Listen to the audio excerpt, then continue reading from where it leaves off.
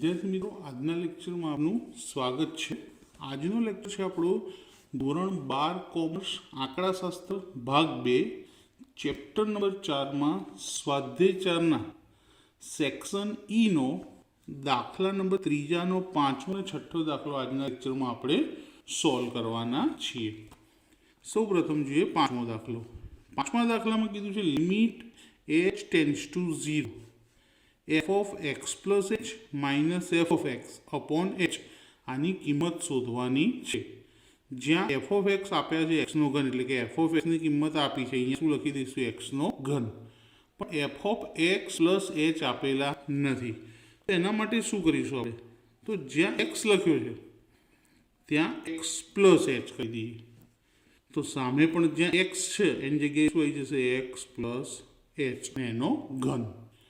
હવે કૌંસની બહાર 3 ઘાત છે તેનું વિસ્તરણ કરવું પડે, અને આનું વિસ્તરણ માટેનું સૂત્ર છે આ રીતે a પ્લસ b નો ઘન a ઘન વત્તા b ઘન વત્તા 3a square b plus 3ab square.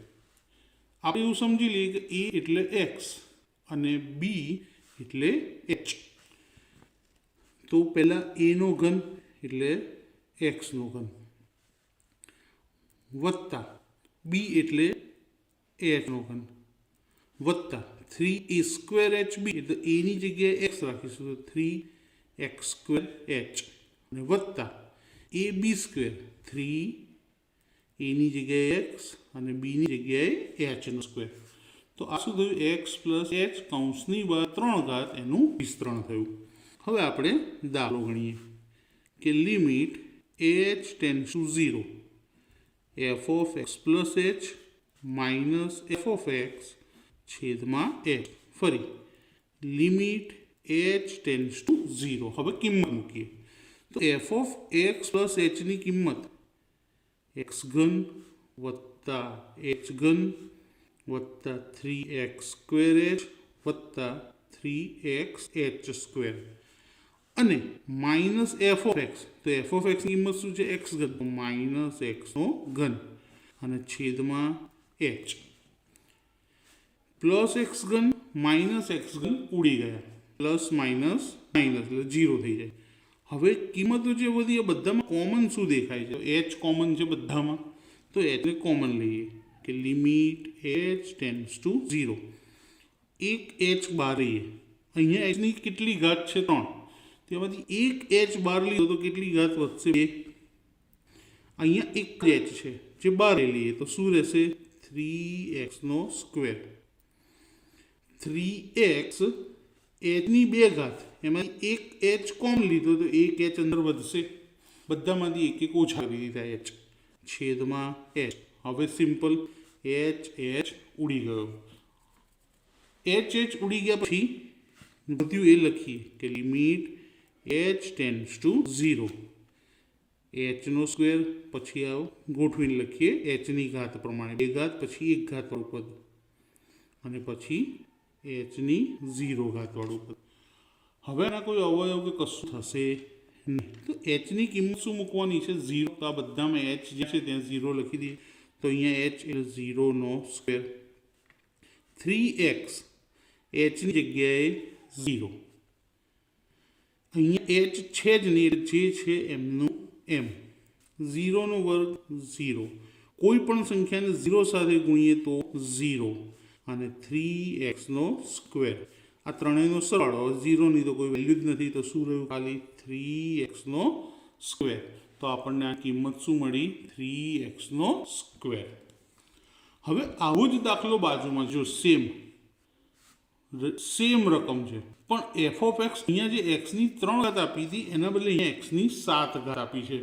આપણે 3 ઘાતનું વિસ્તરણ આવડ્યું પણ 7 ઘાતનું વિસ્તરણ આપણને આવડવાનું નથી, તો 7 ઘાતનું વિસ્તરણ ના આવડતું હોય તો યાદ છે મેં શું કીધું હતું, તો ચલો ફરી એકવાર જોઈએ કે f of x એટલે x ની 7 ઘાત, તો f of x plus h બરાબર x plus h ની 7 ઘાત, જ્યાં x હતો ત્યાં x plus h મૂક્યા, તો અહીંયા પણ x છે તો x plus h 7। હવે વિસ્તરણ નહીં આવડે 7 ઘાતનું એટલે t ધારવો પડશે, શું ધારવો પડશે t, તો ધારો કે ટી બરાબર કૌંસમાં શું છે એક્સ પ્લસ એચ,